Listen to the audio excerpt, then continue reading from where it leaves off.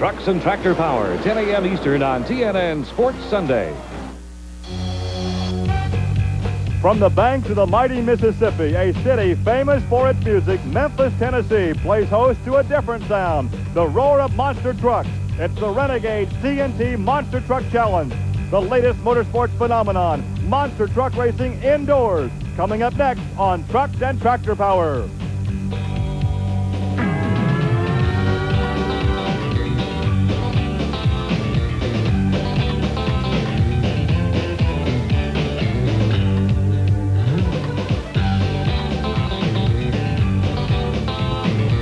We're in the Midsouth Coliseum here in Memphis, Tennessee for Trucks and Tractor Power on the National Network. I'm Gary Lee alongside Rich Hooser, and tonight we have monster truck competition. We have a who's who of monster trucks. You're right. You have last year's winner, the Equalizer, but then he's got some stiff competition tonight. All new Bigfoot racer coming out tonight to see how he can do. And, of course, the Gravedigger is going to see if he can put these guys in a grave.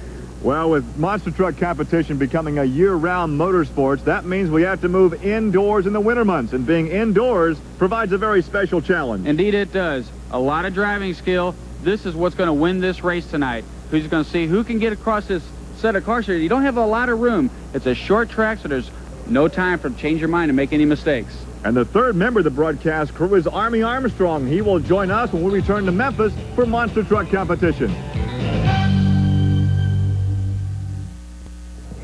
Back in the Mid-South Coliseum here in Memphis, and there is a young fan. He is prepared to handle all the noise being churned out by these monster trucks as Bigfoot. That's Andy Brass on board. He will have a bye run. He was the fastest qualifier this evening, but by the rules, Rich Hooser, he still has to make that first pass.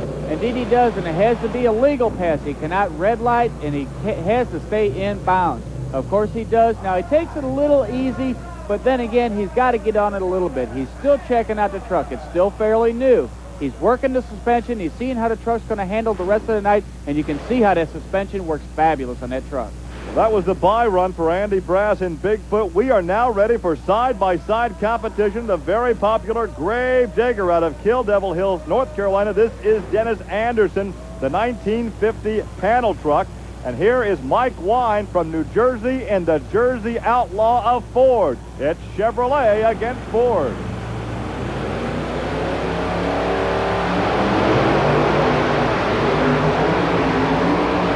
And the Gravedigger, but did he stay on top of the cars? Was that a legal run? Yes, it was. He was able to keep two of his right two tires on the cars when he exited that ramp, and that makes it a legal run. He was a little behind there over that hill. Outlaw kind of got the jump on him, but he made up time. So the winner is Dennis Anderson in the Gravedigger. Okay, watch here, Gary. We'll be able to see Dennis's run head on, and you can see what I mean about just two tires exiting them cars, which makes it a legal run. And here's a look at the radically designed Blazer convertible. Mad Dog, the name of this creation. And the driver is Bob Breen out of Jefferson City, Missouri. Mad Dog, a 454 Chevrolet power plant. His competition will be Johnny Kwasniewski in the Buffalo Tremor.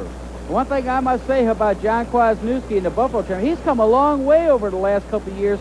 He used to have a lot of problems with his truck braking, but he's doing real good this season, and he's got that truck dialed in. Well, of course, these drivers strive for consistency as well as speed.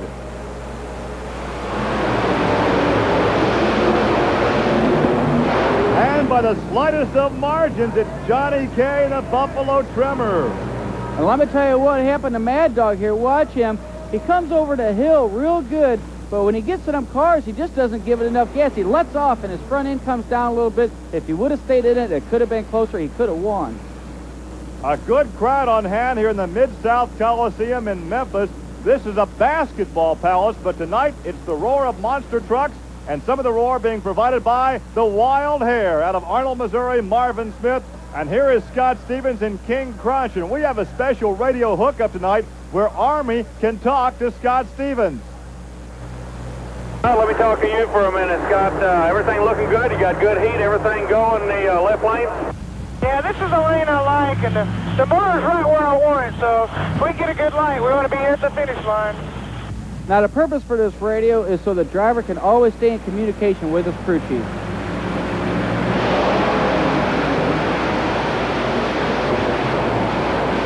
of air under King Crunch. He takes the victory, but it looked like Marvin Smith had a problem. He might have. He's been having little problems with his carburetors lately, and I think he got flooded out a little bit and just didn't get the horsepower enough. As you can see, no air. He nosedived down, and it gave King Crunch the win.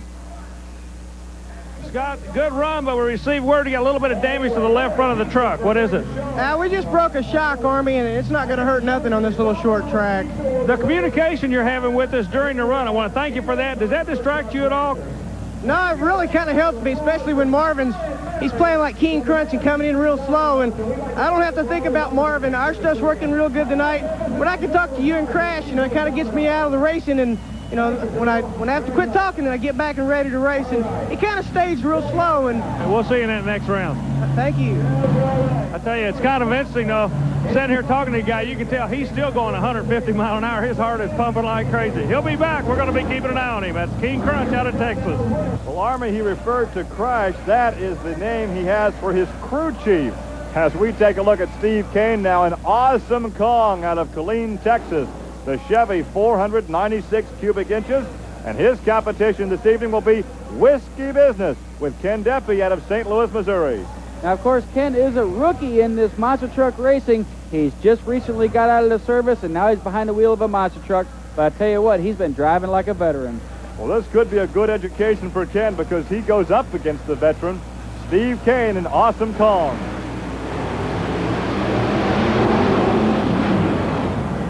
And the little narrow Chevy truck from Texas takes the victory. Awesome Kong will advance. They both did a great job. They come off the light together, but look how the advantage Awesome Kong has when he got over the hill. But Ken Deppy pretty much caught up as soon as he reached the cars. It was a good race. Well, apparently there's a problem mechanically with Awesome Kong. That truck will have to be towed out of this complex. Well, Gary, I'm down here on the floor, and I just talked to Steve on his way out to the pits, and he said it's no problem. He just overheated a little bit from the last run, and he just don't want to take a chance of doing any engine damage so he can be ready for the next round.